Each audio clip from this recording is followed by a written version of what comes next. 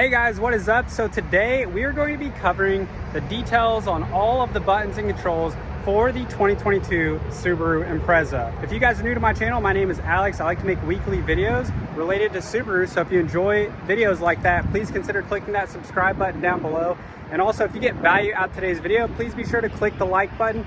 That would really help me out and I would greatly appreciate it. So the Impreza comes in a 5-door hatchback just like this one, and it also comes in a 4-door sedan. If you look at the hatchback like this one thing that you might notice right away is that it resembles the Subaru Crosstrek. So this looks almost identical to a Subaru Crosstrek when you're looking at the hatchback form.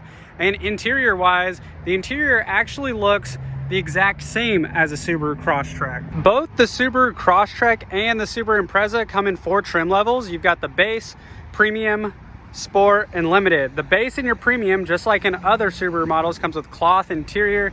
The premium gives you heated seats. The sport also has cloth interior, and then the limited has leather interior. All Subaru Imprezas have a 2-liter 4-cylinder boxer engine that produces 152 horsepower and 145 pound-feet of torque. So it doesn't matter if you go with the hatchback like this, the 4-door sedan, the base model, the sport, or the limited, you will always have this same engine. Now, if you compare that to the Crosstrek, it is different. So the Crosstrek has a 2-liter 4 in the base and the premium trim, but if you jump up to the sport or the limited trim in the Crosstrek, you get a 2.5-liter 4-cylinder engine. So it is important to note that although this is a limited trim, and you can also get a sport, which is just below this one, it will still have the 2-liter 4-cylinder engine. This Impreza does have the keyless access with push-button start. If you go with the premium package 14 or higher on trim level, you will get this as a standard. So it's not a standard on the premium, it's just an option if you get that package 14.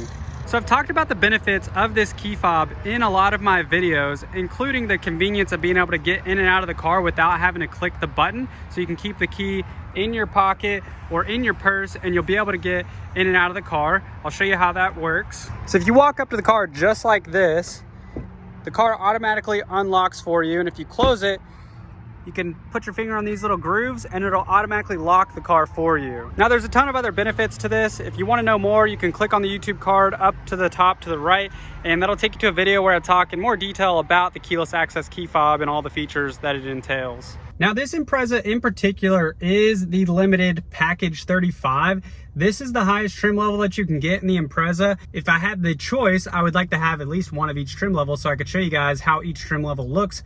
That's not going to happen anytime soon, but maybe in the future I'll be able to do that. So with the limited, you get the leather interior as a standard. With the package 35 that I just mentioned, you get the Harmon Kardon speakers, you get navigation through TomTom built into the infotainment, and then you also get a moonroof. If you guys don't care for the moonroof and the Harmon Kardon speakers, but you really want navigation, another option to consider is just using your phone for Apple CarPlay and Android Auto. This allows you to connect your phone directly to the head unit, the infotainment of the vehicle, and display your navigation through the touchscreen. So you can use Google Maps or Waze or Apple Maps, whatever navigation app that you prefer, you can use that and display it up on the screen so you don't have to pay for navigation and you don't have to worry about updates. It's important to note that there are limitations to this with the navigation through CarPlay, and that is if you lose cell phone service, then you won't have access to your navigation. Now, some cell phones do allow you to run off satellite. As long as you put your point of interest in before you lose cell phone service, you'll be able to run off satellite and that will be okay. The Limited comes with the power driver's seat where you can move it forward, back, you can move it up, down, or you can move the seat back. Despite this being the highest trim for the Impreza, it does not have a power passenger seat. So you do still have a manual seat over here for the passenger side. Looking at the controls over here, you have the ability to control your mirrors on the left or on the right. You have your lock and unlock buttons, your window buttons here, and you have the ability to lock all of the passenger windows with this single button here to keep animals or children from accidentally rolling the windows up or down when you don't want them to. Down here on the left side of the dash, you have just a few buttons. SRH stands for steering responsive headlights, so you can turn those on or off. And steering responsive headlights will go with the steering of the car. Pretty self-explanatory, but in case you weren't aware of it. So that way at night on roads that aren't well lit, you'll be able to see around corners easier. The next one can be toggled up and down, and this changes the brightness of your display. So that way at night, you can dim that if it's too bright. This is your traction control button, and then this is the button that controls your blind spot monitoring. So the blind spot monitoring will light up orange on both sides in the mirror caps when you have somebody on the left or right side lane that you can't see. And this just helps further avoid a collision by accidentally merging into a lane that somebody is already in. I forgot to mention earlier, but this also has a full telescoping steering wheel where you can move it up and down, forward and back. And then once you get it in a comfortable spot, you can just lift this up and lock it in place. If you've seen any of my previous videos, you'll see that the steering wheel is identical to all other Subarus. You have your cruise control buttons over here. I'm going to show you how that works in just a moment, but if you want to see a more in-depth video on this, click on the YouTube card up to the right, and that'll take you to that video where I talk about this in more detail. Over here, you have your volume controls. You have the ability to change channels and change between sources like your AM, FM, Sirius satellite, and Bluetooth radio. The buttons down here control your voice command whenever you want to hang up or answer phone calls. And then down here, you have little levers that you can pull on and a select button. This I/set is a select button. So this allows you to toggle between different menu items in the screen right here to see different vehicle information. And then whenever you pull and hold this I/set button, it will bring you into a settings screen where you can adjust different settings on your car. I'm not going to go over in depth on this today, but just showing you where that is. You have a sport mode and an intelligent mode. The intelligent mode is more gradual acceleration and better for fuel economy. Sport has a little bit of a sharper peak and is there for climbing hills and giving you a little bit more passing power. All new Subarus now with the CVT transmission come with these cameras up here on the left and the right. This is called Eyesight. So Eyesight controls the automatic braking in front of the car. So if there is somebody that brake checks you or slows down really quick, your car will detect that. If you don't slam on the brakes soon enough, it will start to apply the brakes for you. There's another feature that these Eyesight cameras control, and that's called the adaptive cruise control. This is the on-off button for the adaptive cruise control. So whenever it's on, you'll see the car icon right there with the 4 lines in front of the car and the adaptive cruise control icon. In order to set your cruise control, it's the exact same as traditional cruise, where you reach your speed, say 60 miles an hour, you click down to set it, and then your speed is set. Now, because it's adaptive, if a car in front of you starts slowing down, your car will automatically brake for you. And the lines in front of the car determine the distance at which your car will start slowing down. So 4 lines is going to allow your car to slow down much further away. If you want to allow your car to get closer to the car in front of you before it starts slowing down and adjusting the brakes, then you can decrease that distance by clicking the down arrow. Now you can see here's 1 line, which is going to be very close. 2 lines is still very close. 3 lines is further away, and then 4 lines is the furthest distance. I always tell people, if you've never tried this out before, test it out with 4 lines, so that way you can get used to it while your car is adjusting speed at a further distance. Behind our steering wheel, we have our light adjustments. This does have automatic lights. This is daytime running, and this is all the way on. And then over here to the right, we do have the windshield wiper and rear wiper controls. This button right here, hidden behind the steering wheel column, has the trip reset. So that will toggle between trip A and trip B right here. And if you click and hold that, it'll clear it out to 0. You may have noticed this car also has paddle shifters on the left and the right side. So this car isn't designed as a sports car per se, but if you've got it in gear and over to the left in manual mode, you'll be able to use these paddle shifters.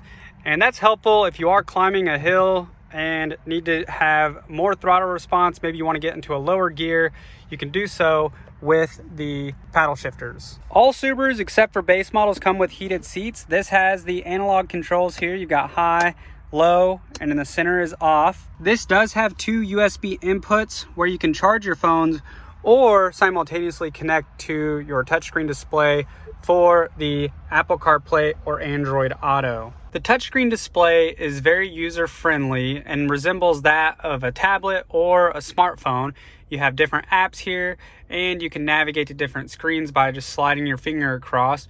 You also have analog controls here, so if you're inside one of these apps, if you click on the home button, that will take you to the home screen, or if you click on the digital home button right here, it'll take you to your home screen. Most of these are pretty self-explanatory, but all these apps you can activate by just clicking on them.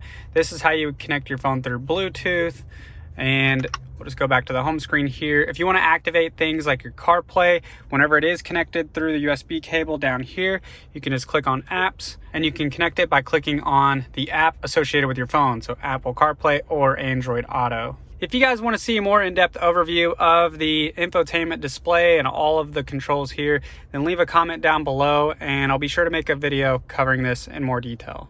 You have your analog volume controls right here, and you have the ability to change your channels right here as well.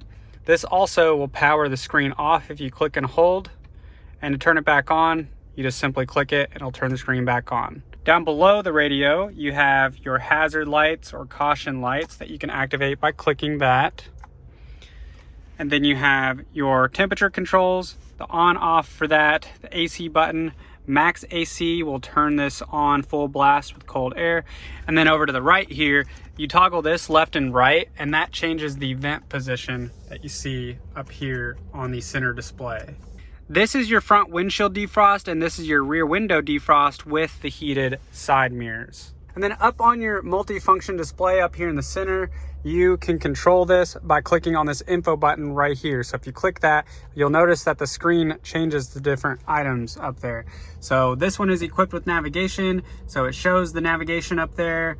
You have your channel or whatever radio you're listening to, your fuel economy, time and day.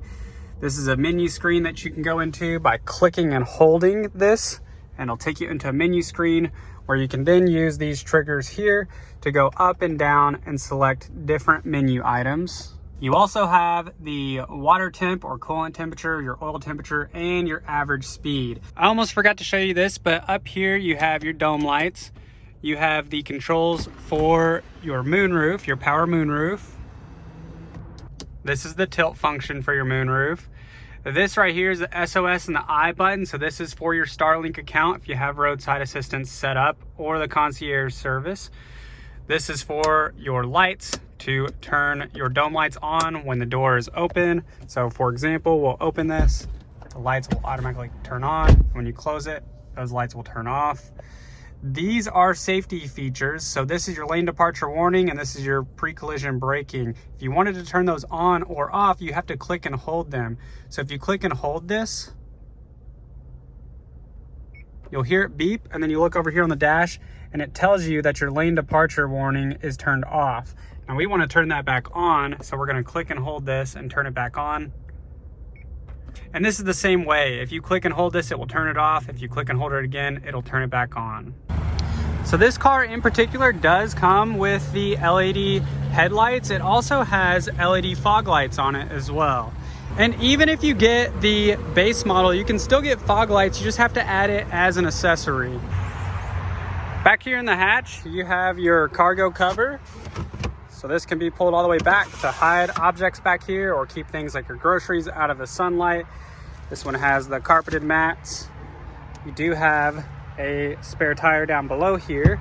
And then these seats also fold down completely flat, just like in your Crosstrek, your Forester, and Outback, and other vehicles identical to that. Both seats fold down flat, so you have plenty of storage space when you need it. Well, that just about wraps it up. If you guys have questions, please leave them down in the comment section below. I hope you guys enjoyed this video. If you did, please be sure to remember to click the like button, and I will see you guys in the next one.